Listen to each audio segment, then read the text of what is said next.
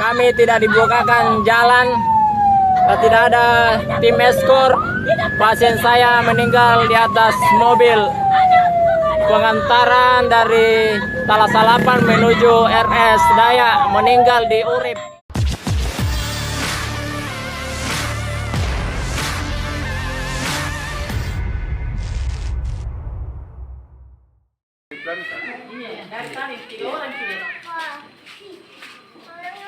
Jadi kalian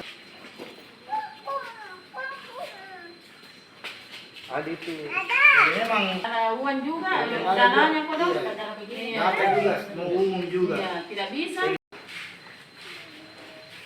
Sini, sini nanti.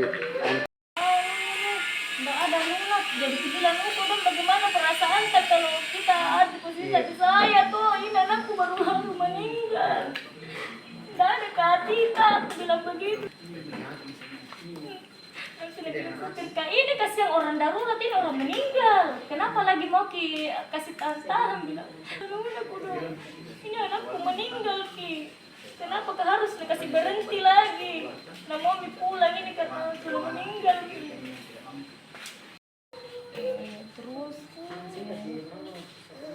sempat dirawat dia 1 malam, cuman itu sih biayanya kasihan. Nah bilang dokter bilang kita pergi nih ke saya suruh Rudi apa namanya rumah sakit Daya, cuman aku bilang tidak ada kakak kasihan. Nah ambil di RT RW bilang harus dipastikan naik dulu kasihan tuh mau urus begitu. Baru lagian juga anakku ndak bisa ditinggalkan kalau begitu toh. Ini anak tuh sakit apa memang ini? Batuk sama apa tuh? Berdahak, baru panasnya tinggi. Terus sampai meninggal di jalan itu bagaimana ceritanya, Bu? Karena mobil yang di atas ambil kasihan. Itu kan informasinya sempat terkendala di perjalanan itu. Iya, karena macet kasihan itu juga pemotor ndak mau kasih jalan juga. Sudah tahu darurat masih di PPP juga jadi serba salah ya. Nggak ada memang yang kawal begitu. Nggak ada kasihan yang kawal. Cuma itu mobil saja cepat-cepat ke sana.